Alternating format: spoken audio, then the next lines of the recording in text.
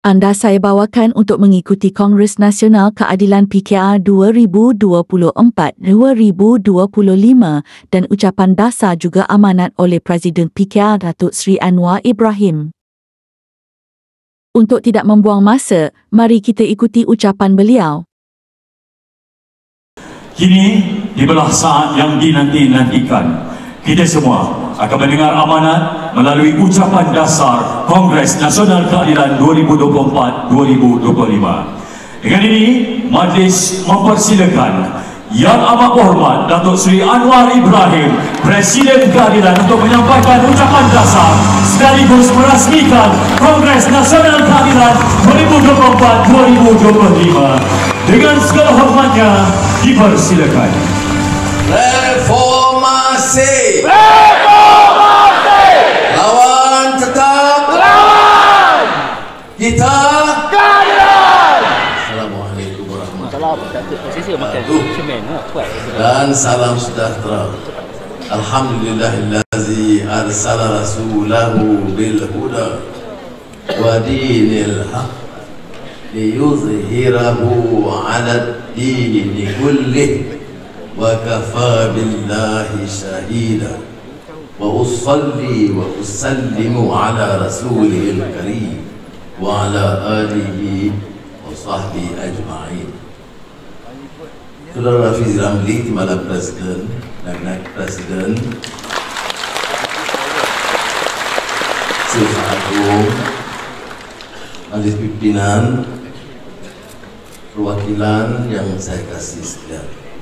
Saya turut mengalu-alukan rakan-rakan pimpinan parti, DAP, Amanah, UPO, PIS, dan sahabat saya Alexander Nati Tinggi dari Sarawak, mewakili PBB dan PPS, dan rakan-rakan yang juga sama-sama. Saya juga ingin mengalu-alukan kehadiran Excellencies for being kind enough to be present and to be monitoring our development.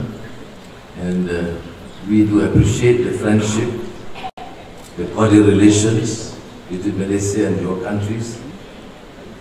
And we want to continue to make sure that Malaysia stands in ASEAN more effectively and more committed towards having greater relations to promote peace, security, and at the same time to enhance trade and development among our countries. So thank you very much.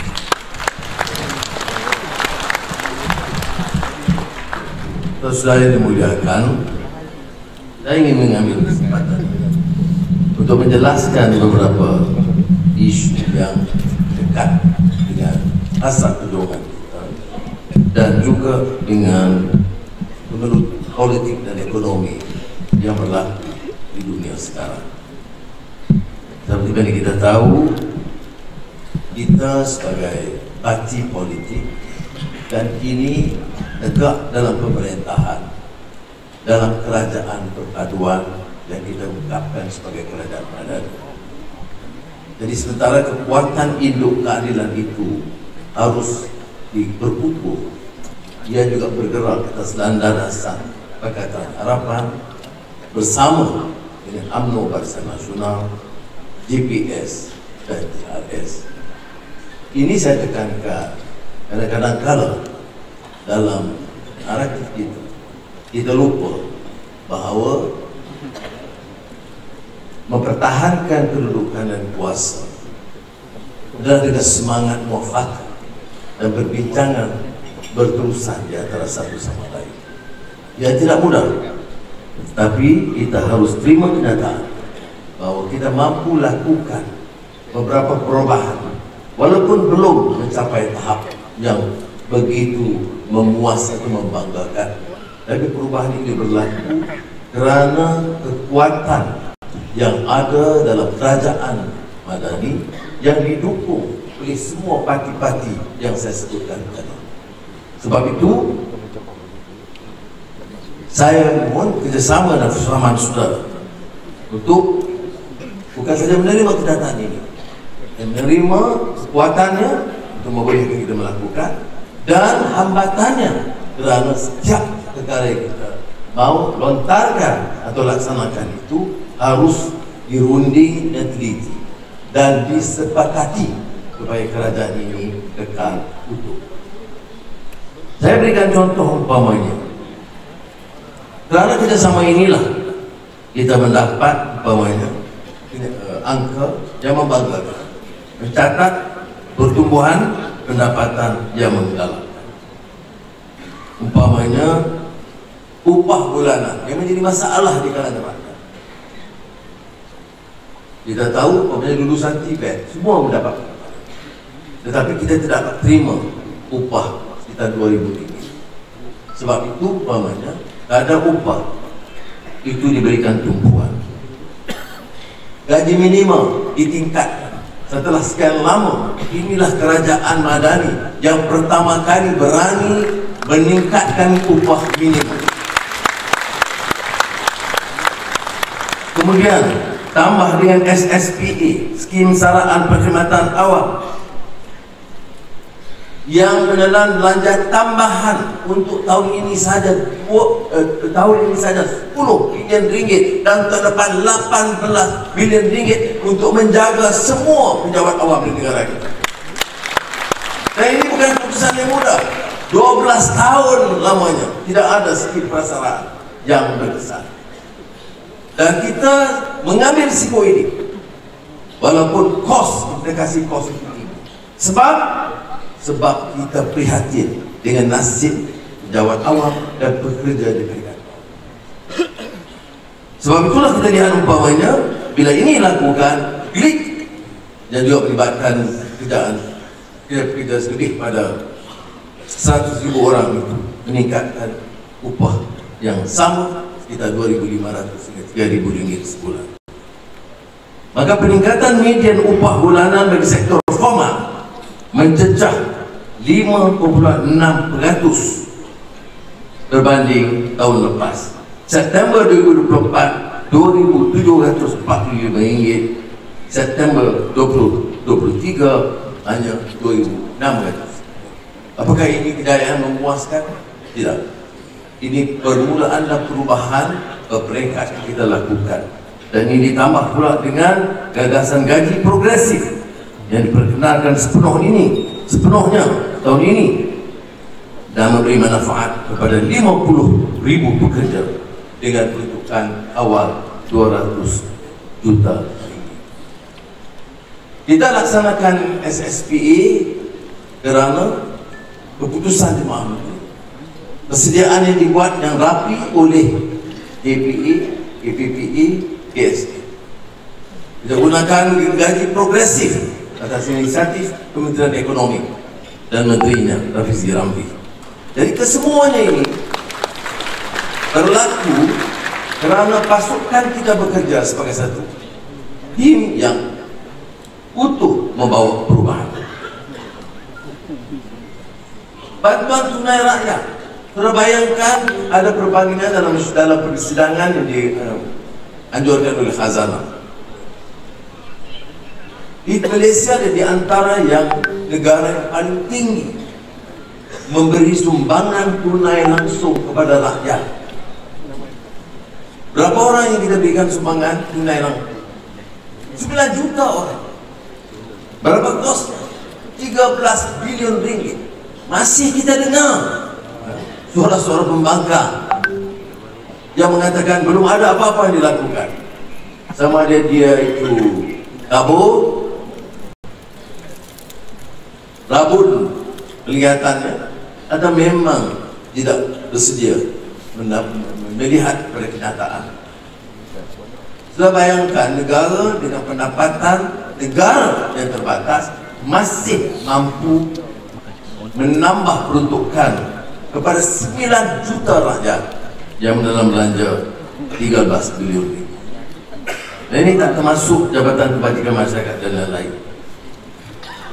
Tapi kita terima kos harga hidup walaupun kadar inflasinya rendah masih dibicarakan, terutama di kalangan yang berpendapatan rendah.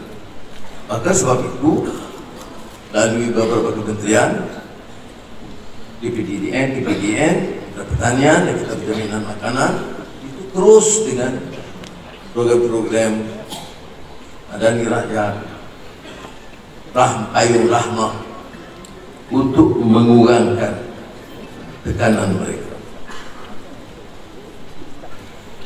Inilah kerajaan yang pertama kali memberi perhatian kepada golongan dan kebajikan OKU.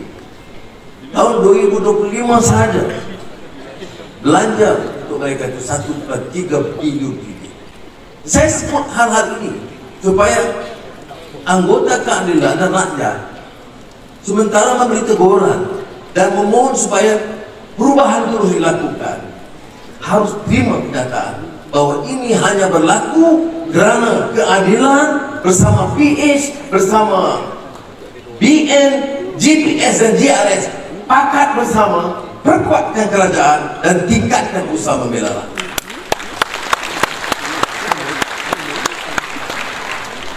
Saya sebut umpamanya bantuan kepada pesawat padi. Pesawat padi ini kalau di Kedah, Perlis, Kelantan, Terengganu, itu umumnya penyokong-penyokong pembangkit. Tetapi usul Menteri Pertanian kita terima tanpa mempedulikan sama ada mereka ini kekal sebagai penyokong pembangkang, tapi kita bertanggung jawab membela nasib pesawat yang miskin. Sebab itu tak kala mereka menjadi penguasa, masa mereka perintah dia tak fikir ini semua.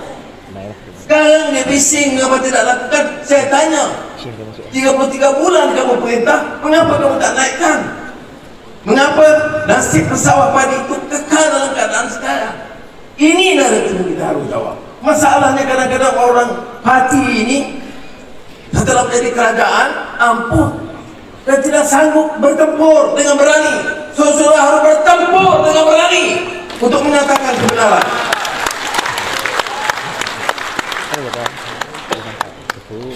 Ada orang permainkan, mana mungkin baik kita anda sampai 1 bilion ringgit. Kita dengar tandas yang berbaik itu 8.300 tandas sekolah. Itu tak termasuk tandas awam dan milik kerajaan yang lainnya. Sebab itu cecah 1 bilion ringgit. Bayangkan Malaysia yang gagah, gegak gempita, terkenal, harus selesaikan masalah yang sangat asasi yang basic. Dan kita akan teruskan, termasuklah klinik dan sebagainya. Perkhidmatan awam kita tahu perlu reform, ada agendanya. Satu juga reform parlimen. Kita perkenalkan beberapa langkah inisiatif termasuk pindahan-pindahan dan undang-undang baru. Dan inilah menyebabkan pertama politik itu stabil dan keyakinan pelaburan. Saudara jangan remehkan isu pelaburan ini, kerana untuk menjamin pendapatan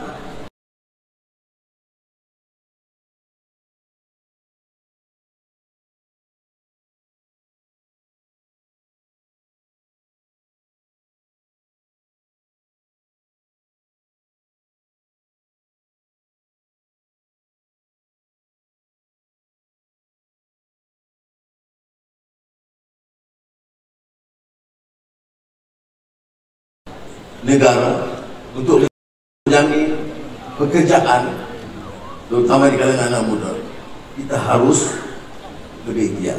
Jadi saya ucap terima kasih kepada semua jentera kerajaan terutama di bawah MITI kerana gigih terus. Setiap lawatan saya baik ke Amerika atau China atau Korea atau India atau baru-baru ini di Rusia, sudah lihat banyak persiapan oleh pegawai MITI cukup rapi sehingga memudahkan kita menemui mereka dan menyampaikan kedudukan Malaysia, insentif yang diberikan Malaysia. Usahakan bersama masuk 2 menteri besar dari kerajaan negeri yang di keadilan, Saudara Amiruddin Selangor dan Aminuddin di Negeri Sembilan. Terima kasih. Dia sebut Selangor ni 9 baik. Tapi melihat perkara ini ada hal yang tertangguh puluhan tahun. Alex ada di sini. Petronas Petros. Itu semua masalah yang telah dan saya untuk hari. Kita kata ada beberapa prinsip yang kita harus terima. Pertama, seluruh bukan saja tentara persekutuan dan kerajaan negeri mesti terima Petroleum Development Act 1974. Kerana ini bukan akta yang terpakai untuk semenanjung sahaja, seluruh negara. Di samping itu, kita harus terima kenyataan baru. Sarawak yang telah melahirkan dan menghasilkan banyak hasil untuk negara, merasakan sudah sampai masanya mereka juga dapat bertambah mengendali syarikat minyak, petroleum dan gas sendiri mengikut PGO 2016 yang mereka putuskan. Ada kerusingan, ketegangan kerana penafsiran berbeda. Jadi akhirnya rundingan kita memutuskan dengan semangat segulai segala.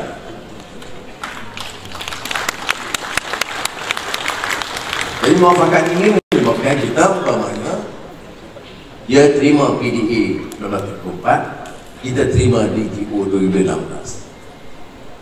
Sarawak terima kenyataan dan Petros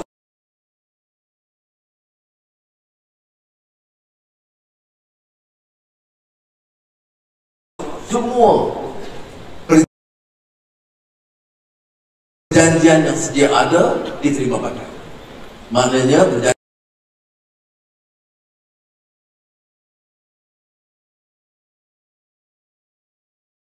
Petronas jual gas dari Sarawak ke Jepun atau Korea atau negara China tidak boleh dirompak.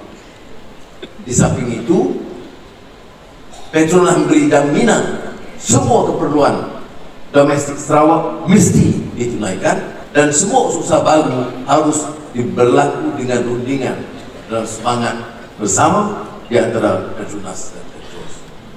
Saya tahu dalam keadaan ini ramai di sini juga curiga karena seolah kita menyerahkan kuasa. Ada juga riswak, muafakat dan mencari kejernihan di kalangan itu. Ini termasuklah perjanjian MA 63 dengan bentuk-bentuk tambahan kepada Sabah dan Sarawak. Walaupun saya dikritik oleh beberapa ahli parlimen pembangkang, tentunya tidak memahami sejarah, tidak memahami kenyataan. Mengapa peruntukan di Sabah dan Sarawak itu ditambah dalam keperluan semasa. Kerana mereka selain daripada Kuching atau Kinabalu, lalu daerah-daerah yang ketinggalan mungkin 10 atau 20 tahun dari semenanjung tanah Melayu. Jadi kita harus berani menyatakan bahawa untuk merangkul kekuatan bersama semenanjung tanah Melayu, Sabah dan Sarawak, kita mesti bersedia memberikan pengagihan yang adil. Ini termasuk juga kepada Kelantan, Terengganu dan Kedah, Perlis. Dulu heboh kata kita ini nafikan hak mereka, gayuh kata kita diskriminasi. Sekarang bila kita ketengahkan tiap majlis madani rakyat di Kelantan di hadapan Menteri Besar dan semua pegawai kerajaan dan rakyat Kelantan, saya utarakan angka dan data. Mengapa kita berikan peruntukan lebih pada Kelantan? Kerana Kelantan paling parah menghadapi masalah banjir.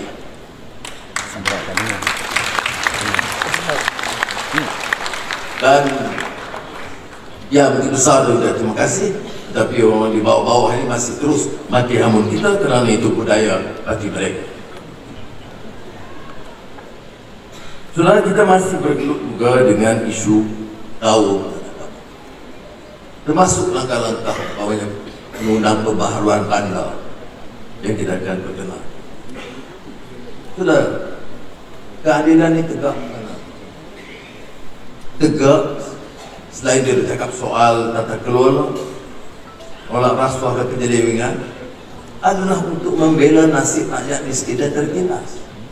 Kalau kita lihat di bandar di Kuala Lumpur, apa nasib orang-orang di Perlis, beberapa kawasan dulunya di Kerinci ataupun Bandatul Razak, kawasan tertinggi, itu kawasan-kawasan yang perlu perhatian. Kita cari jalan kaedah mana. Ada perumahan yang siap tahun 60-an, satu kamar, satu bilik mandi dan tandas. Keluarga dah besar, anak 6, 7, kekal dalam keadaan begitu. Negara sudah mencatat pertumbuhan yang membanggakan, tapi kesenjangan berlaku dan kita tidak ada upaya kerana tidak ada undang-undang yang kuat yang membolehkan kita membela mereka. Maka diusulkan dan dibawa naratif mau menghambat Melayu ke kampung. Dan inilah yang terpaksa kita hadapi saban hari di negara ini. Orang bila dia berkuasa, dia tak fikir untuk membangun. Saya nak tanya, selama PAS Bersatu berkuasa, mana projek pembangunan yang boleh menyelamatkan Melayu di Kuala Lumpur didirikan? Tak ada. Ya. Jangankan projek, gerai dan warung pun mereka tak dapat perbaiki. Dan sekarang nak bela Melayu. Melayu mana yang kamu nak bela? Sebab itu saya ingin tegaskan, Kerajaan Madani akan tegas terus memperkenalkan undang ini dan melaksanakan dengan berani, dan akan membangunkan, membela nasib rakyat miskin, majoriti Melayunya atau orang Cina atau India atau mana-mana suku kaum. Kita tetap pertahankan rasa ini dan dikatakan lawan, tetap lawan.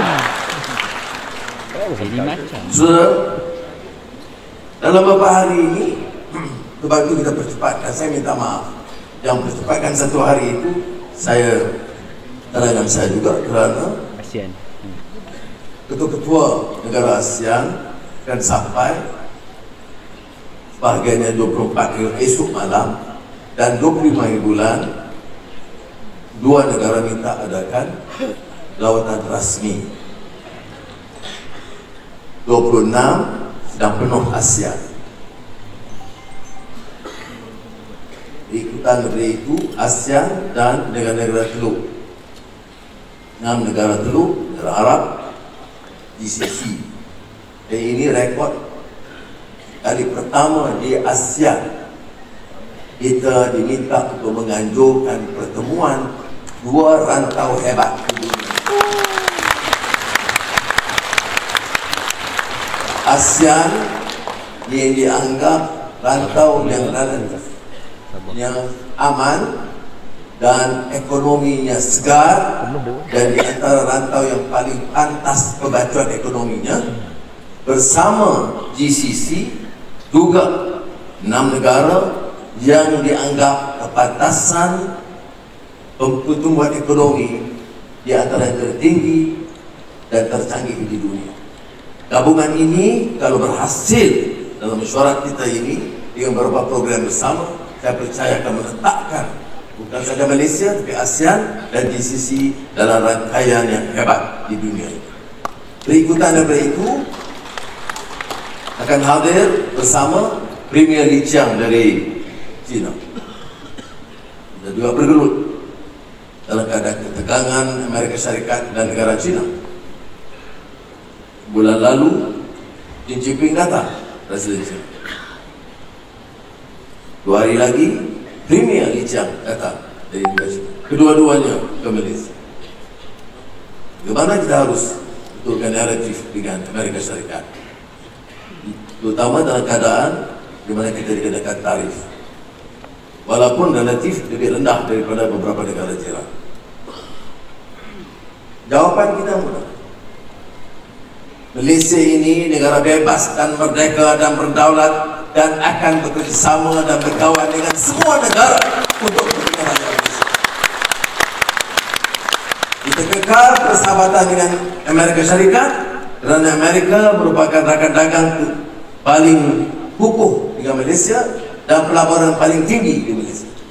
Semalam ASEAN US Business Council, pasukan dengan pelabur-pelabur tertinggi, menemui saya, dan bagi mereka apapun pertembungan ataupun permasalahan tarif dan geopolitik, mereka tetap akan menggesa supaya syarikat-syarikat mereka terus bukan saja bertapak tapi berkembang di negara ini.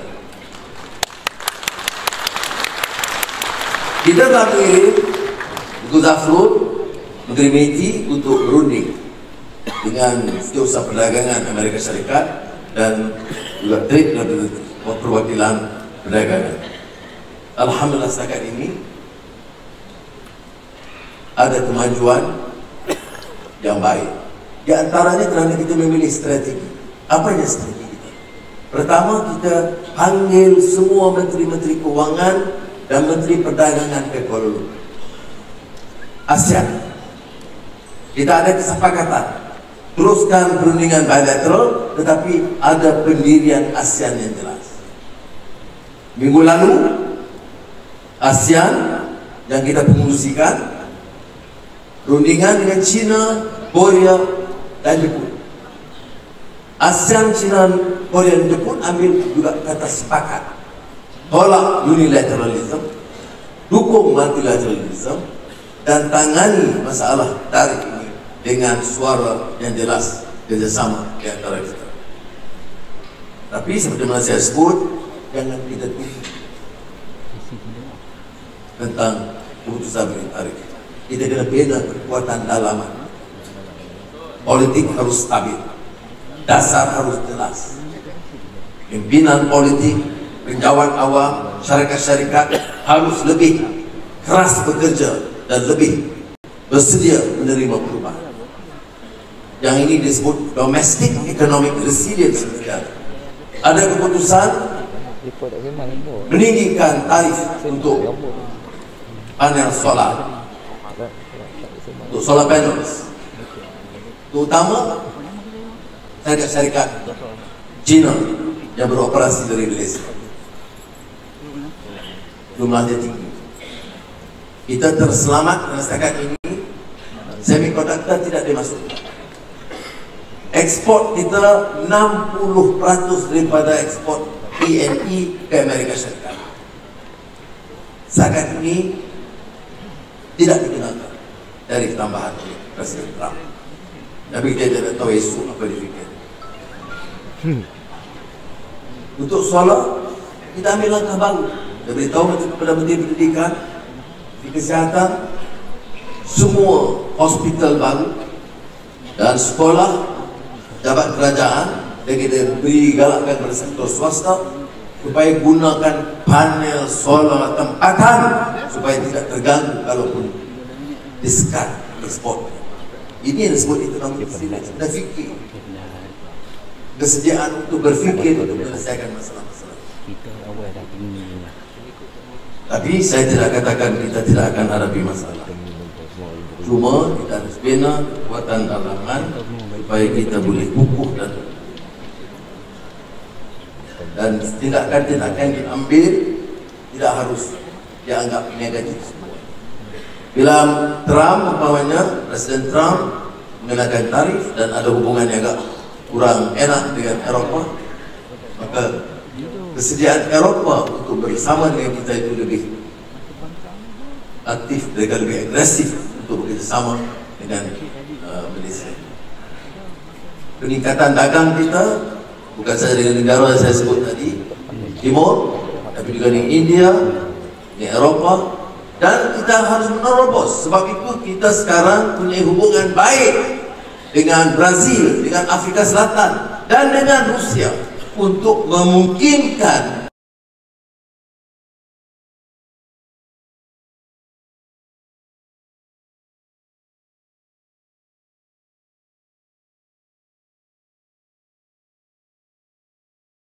tahap perdagangan kita meningkat. Ini maknanya negara bebas, merdeka, dan berani mempertahankan kepentingan rakyat. Dan itu sebabnya mengapa kita bersama dalam BRICS. Tetapi seperti mana saya sebutkan tadi, ini semua ditolak daripada upaya. Saya ikuti juga naratif disuarakan, dilontarkan dalam siri-siri kempen. Ya biasa ada kempen ini kadang-kadang marah sedikit, agak keluar. Dan kalau nak katakan, saya lihat kalau kena sebut keterlanjuran, dua-dua pihak pada terlanjur. Jadi jangan cepat sangat hukum satu Ini saya sebagai bapa bagi nasihat yang penting. Nah, dan kalau dah berkawan puluhan tahun bergelut, susah payah, menderita puluhan tahun, akallah dengan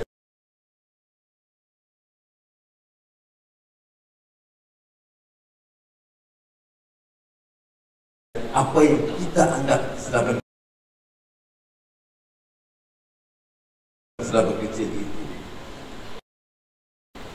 tidak boleh dimaafkan. Kalau saya ikhlas lillah ta'ala, saya maafkan.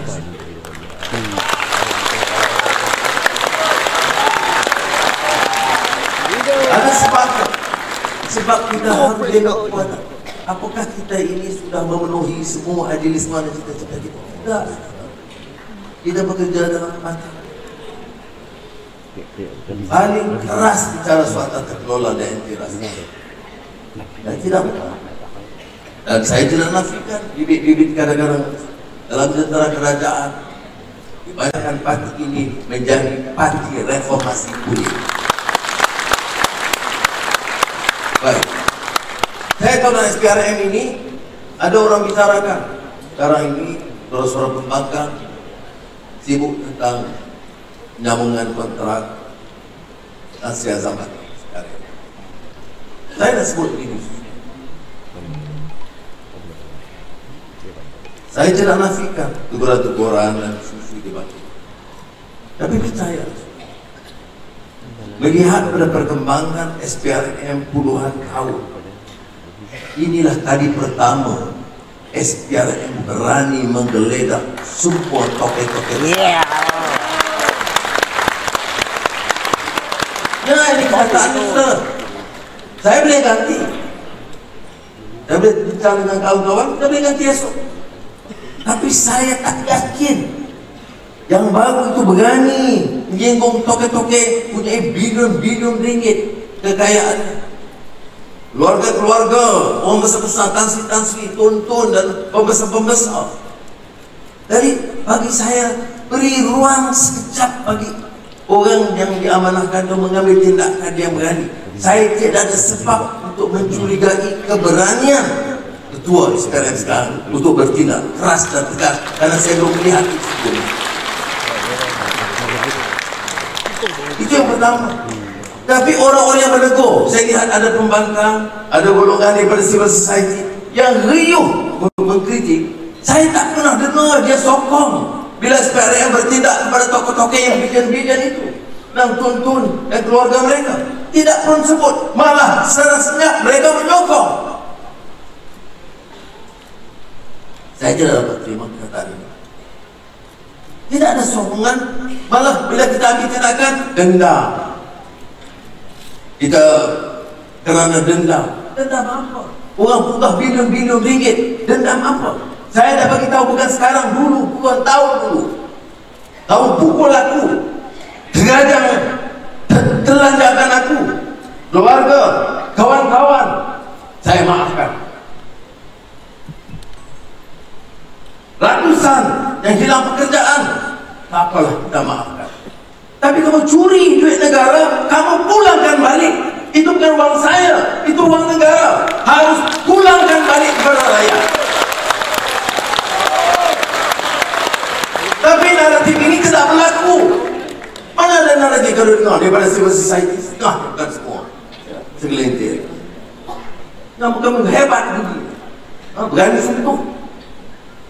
Sang Tun, Sang Tan Sri, Sang Datuk Sri yang punggah jelas wang yang begitu banyak. Tidak. Sebab itu saya memilih untuk menjawab soal 1MDB masa temubual dengan Adal Hilal. Sebab dia nak tekan hanya Datuk Seri Najib 1MDB, Datuk Seri Najib 1MDB. Saya kata dia di penjara. Sudahlah. Sudah. Oh, dia akan lepas. Ini bukan soal urusan kita. Lembaga pengampunan dan Pertuan Agong. Dan kes masih lagi ada. Tapi mengapa kamu padam dan diamkan isu-isu yang kadang-kadang lebih besar? Bilion-bilion ringgit yang dicuri. Kamu maafkan, kamu diam. Seolah-olah nak padam itu supaya kamu hanya tumpu pada seorang manusia yang sudah sekarang di penjara kadang. Saudara, kita bertempur sekian lama, tapi jangan dendam. Kita bertempur sekian lama, tapi jangan hilang ihsan kita. Kita ni manusia. Kita juga ada keterbatasan dan kelemahan. Kita tunduk kepada negara hukum, proses undang-undang dan peraturan. Tetapi jangan umpamanya melihat seluruh masalah rasuah ini hanya dari satu orang atau dari satu parti. Kalau masalahnya dalam UMNO, nazam, itu mesti dihangatkan. Kalau masalah di kalangan lain, mesti dipadamkan. Tak ada dengan satu suara. Padahal saudara, saya dalam pembangkang puluhan tahun, sebelum itu dalam kerajaan, pernah disebut tentang orang yang punya bilion rasuah. Sudah ceritanya 30 tahun, tak ada berani bicara. Sekarang bila ada tindakan, tidak ada duit. Jadi saya nak sebut baik. Bagi saya, bagi ruang, sementara itu kita cari ganti yang kita yakin berani dan peralihan akan tetap berlaku dalam pimpinan SPRM. Tetapi kita harus tahu, kita harus berikan sokongan padu dan kuat pada SPRM untuk bertindak tegas dan keras bersihkan negara ini dari rasuah. Yang kita lakukan umpamanya tata kelola tender, itu kita lakukan. Apa cara yang paling mudah kita dapat uang? Rundingan terus. Itu kita dah batalkan. Melainkan beberapa perolehan ketenteraan atau intelligence yang rahsia, saya harus akui. Tapi yang selain itu tidak. Jadi saya mengatakan, dan ini bangkit soal juga badan kehakiman. Sekarang ini dibincangkan, inilah Perdana Menteri yang paling teruk kerana campur urusan hakim. Sudah, ini masalah. 2 hari yang lalu saya pernah jumpa Ketua Hakim Negara minta jumpa. Saya jumpa. Saya tanya, sepanjang hampir 3 tahun saya Perdana Menteri, mana kes yang saya campur? Saudara, itu artinya campur tangan dalam urusan kehakiman. Panggil Ketua Hakim bagi arahan. Ini berlaku dulu. Apa sudah lupa? Orang keadilan lupa ke? Hakim itu menerima arahan daripada kuasa. Ingat? Ingat. Ya. Tapi dalam sejak ini, sekalipun jumpa dalam soal nak tubuh akademika, keadilan, dalam akademik kehakiman dan sebagainya. Tetapi tidak pernah sekalipun saya bicara soal keputusan penghakim. Bagi saya, rule of law means precisely, Excellency, you do not interfere in the decision to be made by the judge.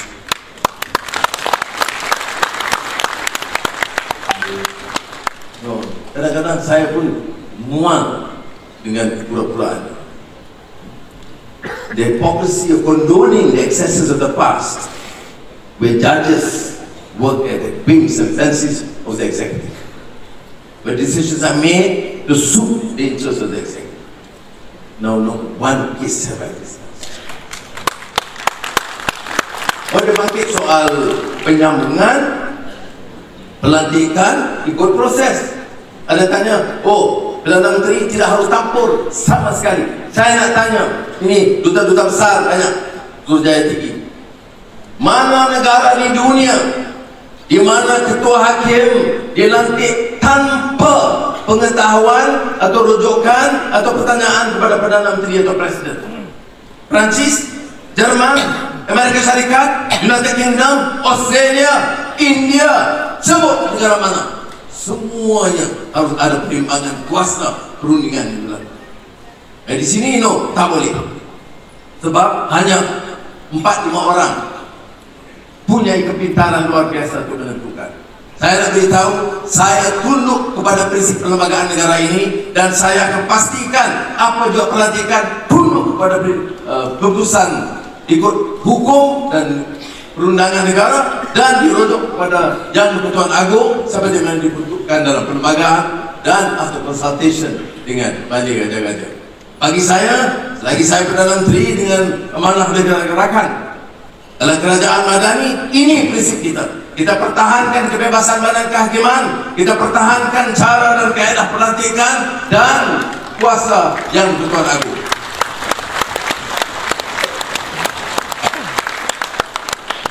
Saya terima kasih kerana perjalanan perwakilan wanita dan Angkatan Muda baik, dan percayalah harus dilakukan perubahan menyantuni anak muda secara lebih berkesan bersama wanita. Seperti mana juga kegiatan di Sabang, kegiatan di negeri, dan kegiatan keadilan keseluruhannya perlu diperbaiki. Saya akui harus, dan kepada MPP umpamanya saya jelaskan, saya pun harus mohon maaf. Pertama, kerana sepanjang hampir 3 tahun sebagai Perdana Menteri, saya paling kurang mengambil berat tentang soal perubahan. Apakah ini suatu putusan yang wajar atau tidak?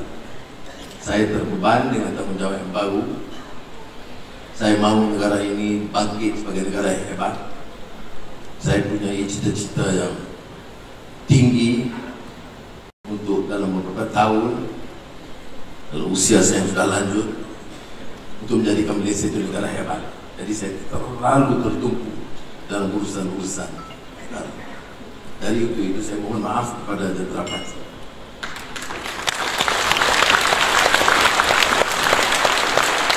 Dan insyaAllah, seperti mana saya sebut, mulai bulan Jun ini, saya tentu akan bahagikan tugas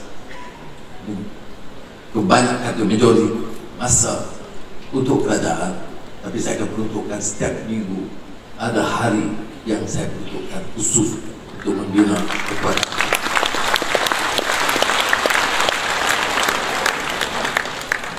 Dan ini termasuklah apa yang kita tugaskan kepada Saudara Saifuddin untuk memastikan hubungan dan kerjasama dengan badan-badan dan parti-parti yang bersama dalam Kerajaan Perpaduan Madani ini dimantapkan. Kerana negara akan rugi kalau berlaku keretakan di kalangan kita. Orang-orang yang menegur kita di luar, dia tak peduli. Dia mahu kita lakukan perubahan sepantas mungkin. Anwar janji reform, masa banyak laku. Dia tak kira sebulan, setahun, 2 tahun, mesti lakukan semua perubahan sekarang. Padahal berulang kali saya sebutkan, belajar dari sejarah. Dari zaman apa yang ditunjukkan pengalaman Omar bin Aziz dalam kitab Al-Mawafaqat, anaknya berbandingkannya, itu Omar bin Aziz, bandingnya saya itu langit dengan bumi. Orangnya warak, orangnya bersih, orangnya ikhlas, orangnya pintar. Saya tak sampai ke sini. Tapi dalam pada itu pun bila anaknya Abdul Malik tanya, wahai ayahanda, mengapa ayahanda sebagai seorang yang baik mau melakukan perubahan, mau menegakkan syariat dan Islam, tidak melakukan dengan segera dan sekali? Apa jawab Abdul Malik? Ya bunayya, la ta'jal, jangan bohong wahai Abdul Malik. Perubahan mesti dilakukan secara berperingkat, jangan sehingga seluruh sama. Dia berikan contoh pengharapan Arab. Allah Subhanahu wa taala dalam Al-Qur'anul Karim mengarang Arab yang jelas ditolak oleh agama dan dia yakini merosakkan itu pun diharamkan secara berperingkat. Apa kata kalau aku lakukan, kata Omar bin Aziz, akan berlaku ketegangan.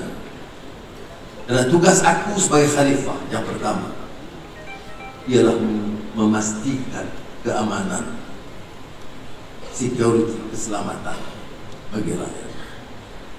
Banyak cerita orang Aziz yang keutamaan membela nasib rakyat miskin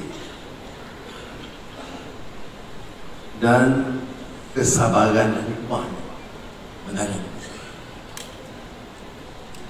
Kita lihat pengalaman mutakhir Revolusi Perancis dengan gegak gempita slogan yang memukau Liberté, Égalité, Fraternité. Memukau. Tapi dia juga melahirkan reign of terror di bawah Robespierre. Orang yang tegas, berani, no nonsense, tapi dipancungnya habis orang. The Jacobins. Jadi timbul ungkapan revolusi will devour its children. Jadi kita harus ada jelas. Lihat perubahan revolusi negara-negara Eropa Timur. Poland, Lech Walesa, Czechoslovakia sudah di-stek dan Slovak oleh Václav Havel, teman baik saya, seorang nobelis, Nobel laureate yang menjadi presiden, idealist. Saya masih ingat dia menulis satu rencana yang dikirim kepada saya, diterjemahkan tentang dan ditulis surat pada semua ahli-ahli parlimen Czechoslovakia, menyatakan kesal kerana terhakis nilai dan semangat, menuntut perubahan yang segera, dan dia berkeras melaksanakan. Hasilnya Czechoslovakia terpecah jadi dua, Czech dan Slovakia. Saya hadir beberapa kali dalam forum 2000 yang beliau anjurkan. Orangnya tawaduk luar biasa. Saya hadir sebagai tetamu. Dia presiden untuk meluncurkan conference. Saya masih ingat Václav Havel bilang, "Oh, I'm here and I noticed my friend Anwar went through great tribulation in his life, and therefore I'm going to invite him to speak and launch the conference on my behalf." Luar biasa. Saya belum pernah tengok orang yang tawaduk rendah begitu. Sama macam pengalaman saya dengan Raja Mohan Gandhi, cucu Mahatma Gandhi. Pengalaman yang sama. Tetapi yang saya nak sebut di sini, pengalaman Poland, Czechoslovakia harus mengajar. Mesti ada komitmen, jangan beri alasan untuk melengahkan, tapi jangan berlaku sesuatu yang terlalu. Saya akui keterbatasan saya, dan orang sekarang mengingatkan kita balik apa yang janji kita, dan ada yang menyokong kita semata-mata kerana reformasi itu. Dia tidak peduli kalau kita jatuh, dia tidak peduli kalau kerajaan berkecah, dia nak agenda dia kita dengar. Ini yang penting, itu sudah faham. Dan jangan terpukau dengan slogan mereka, jangan terkeliru dengan hasutan mereka. Not strong enough, no judicial independence. Independence negara mana sudah yang independence yang begitu rupa, yang 4-5 hakim menentukan seluruh keputusan pengadilan. Tidak. Jadi harus kita faham betul-betul. Boleh lakukan, boleh. Saya tunggu 6 bulan untuk kerajaan. Jadi buat. Tapi setakat ini ada wakil-wakil semua ada. Mak Sabu ada, Lok ada, Zamri, no, dia terus segera lapor kepada Datuk Seri Zahid. Alex ada, Yuan ada, Eri ada, Amisan, Juga duduk dan nampak. Jadi saya sebab itu kita santuni. Bila santuni dengan pandangan masing-masing, kita semestinya kita harus capai maksud kita. Tapi inilah kekuatan. Tapi selama ini dalam isu dasar, baik kehakiman, baik anti rasuah, baik tata kelola, baik perubahan-perubahan, baik soal penyasaran subsidi, itu pimpinan beri kerjasama yang penuh kepada kita.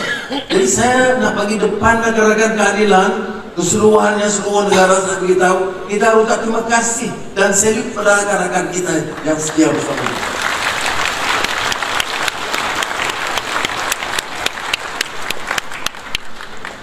Jadi apakah ini alasan untuk kita tidak berlaku? Apakah alasan untuk tidak perbaiki kelemahan-kelemahan dalam parti? Tidak. Apa alasan untuk meneruskan kalau ada beberapa keterlanjuran dalam beberapa tindakan dalam parti? Saya setuju. Dan saya terima teguran itu dengan baik karena saya ikuti dari dekat, walaupun saya tidak jawab semuanya apa yang dibicarakan oleh calon-calon, termasuk Saudara Fizi, Nur Izzah dan tokoh-tokoh Amiruddin, Amin dan sebagainya. Ada yang saya saya rasa sikit okey lah, biasa. Tapi saya cara positifnya terima baik dan ucap terima kasih kepada mereka kerana memberi teguran supaya mengingatkan kita kekal ke dalam dasar. Tidak ada salah. Dalam akhir saya nak mengungkapkan ayat dalam surah Ali Imran dengan asbabun nuzul, sebab turunnya ayat yang harus kita renungkan bersama. Bismillahirrahmanirrahim.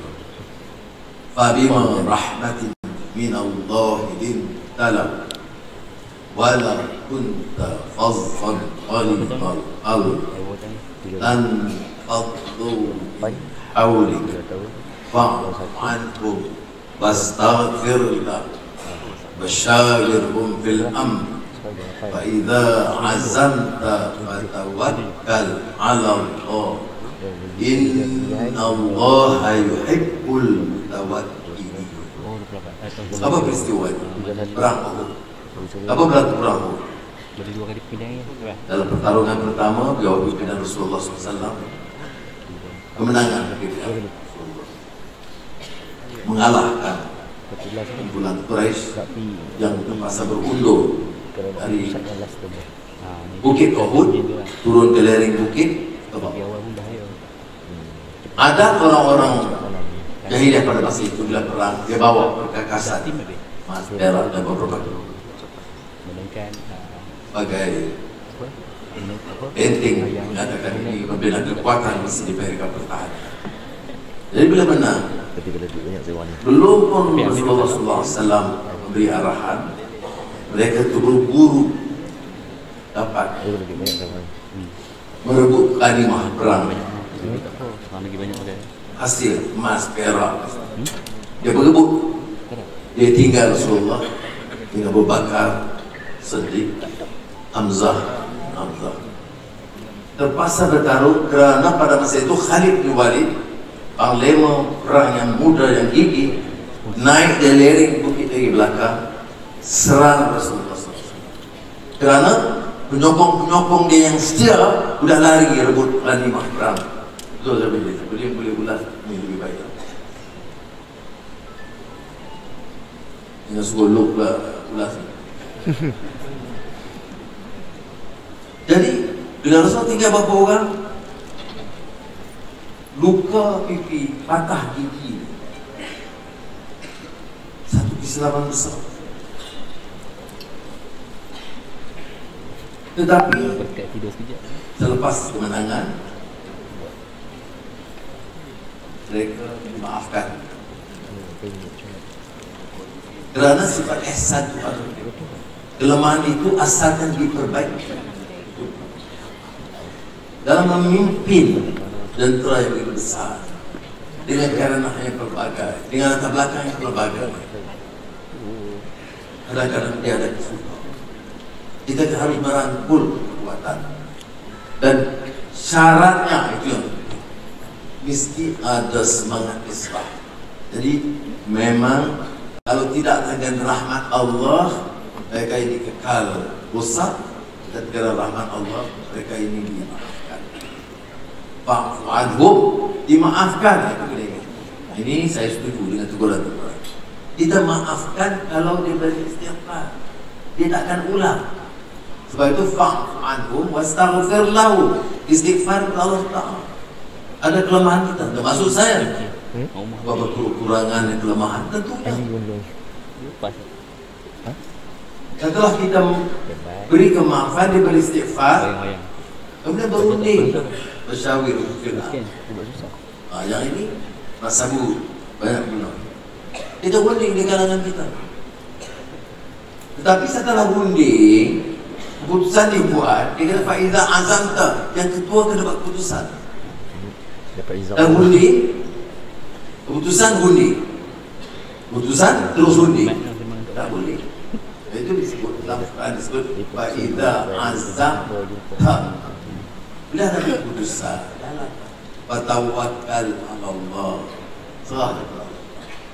Kerja suara, kerja dengan gigi, disiplin, dan tawakal kepada Allah. Kerana apa? Inna Allah yuhibbul mutawakkilin. Allah kasih kepada orang yang bertawakal. Jadi rakan-rakan yang saya muliakan, mari kita kumpul semangat. Jangan kita mengandaikan menang, kalah, itu seolah-olah memonopoli. Kita belajar dari kelemahan kita, kita belajar dari pengalaman kita, kita beri sumbangan yang sebaik. Saya yang tidak bertanding pun belajar. Pedih bagaimanapun saya dengar darah blood pressure, darah tinggi naik sedikit pun akan obat. Tetapi percayalah, kekuatan ini harus dijaga. Kalau tanya saya, mudah. Saya masih pegang ketaatan saya kepada Haji. Bila ada yang menang, menang. Yang tak menang, semua. Kalau tanya saya akan pilih yang terbaik, saya akan rangkul.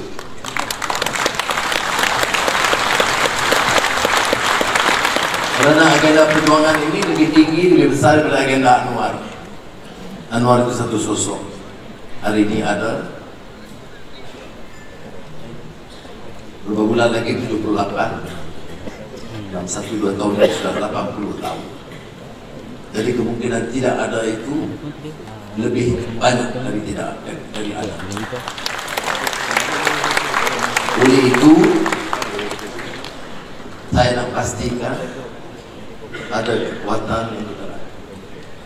Kita boleh tegur, kita boleh tak setuju, tapi sudah percaya pimpin-pimpin kanan. Sebab itu saya sebut di mana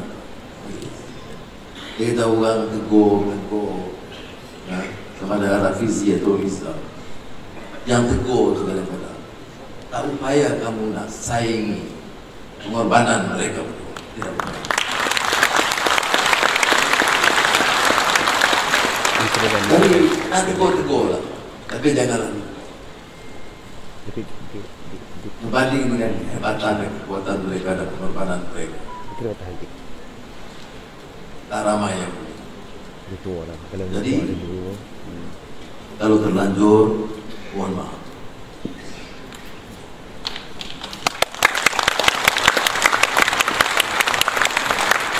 Dan saya sebut betul-betul. Apakah saya setuju semua? Tak. Saya juga ada pandangan, cuma tak sekeras Rafizi lah. Tapi fikirnya lebih kurang, keras kepala pun lebih kurang. Tetapi saya nak beritahu, kenapa tidak setuju oleh teman itu? Sudah bayangkan, bukan 1 tahun, bukan 2 tahun. Jadi kadang-kadang betul juga orang-orang kadang-kadang dalam masa 3-4 tahun dia kalah lebih-lebih sama. Wow. Jangan betul.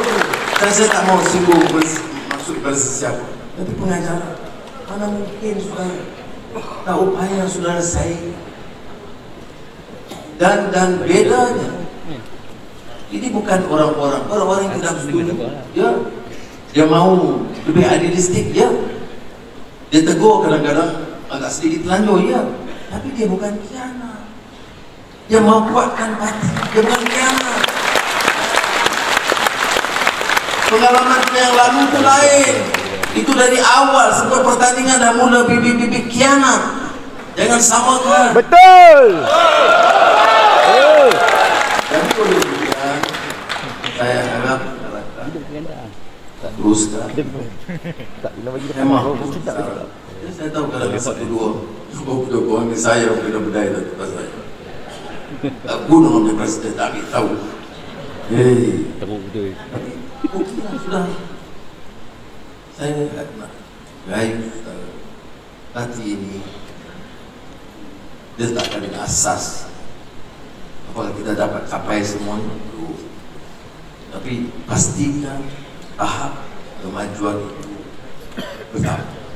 Jangan izinkan terhakis nilai kandidat. Bagi. Kalau ada sikap tawaduk itu di kalangan kita, maka kita baik. Saya diri sebagai orang lama yang relatif jauh lebih berumur daripada saudara, tapi saya punya cita-cita untuk bangkit bersama, pertahankan negara ini supaya lebih hebat daripada sekarang. Mesti ada kesadaran ini, terutama di kalangan anak-anak muda. Jangan terbawa-bawa dengan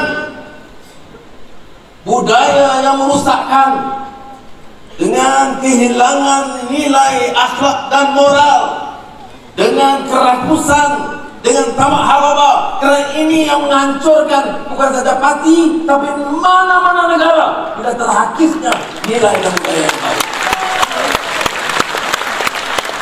Jadi mari kita hilangkan semula idealisme perjuangan. Mari kita gunakan peluang kita bersama, kukuhkan persaudaraan dan perpaduan di kalangan kita. Mari kita angkat martabat parti negara. Reformasi! Lawan kejam! Lawan sampai! Waktu berlalu melintas! Kita! Terima kasih Yang Amat Berhormat Presiden. Mohon untuk Yang Amat Berhormat Presiden berada di tengah pentas untuk sesi perasmian Kongres, dan dipersilakan juga untuk semua ahli MPP bersama-sama di ruangan tengah pentas. Ambil berkat.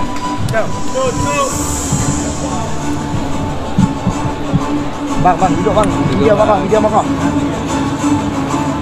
Dan sebagai gimmick perasmian, Yang Amat Berhormat Presiden akan menzahirkan lafaz peluncuran Kongres dan membuat imbasan muka pada skrin khas yang tersedia. Dan buat rakan-rakan media juga mohon untuk anda bersedia. Yang Amat Berhormat Presiden sekiranya sudah bersedia, dipersilakan untuk melafazkan peluncuran dan juga membuat imbasan dalam kiraan 5, 4, 3, 2, 1. Bismillahirrahmanirrahim. Dengan ini saya bagi pihak rakan-rakan pimpinan merasmikan Kongres Nasional Keadilan 2024-2025.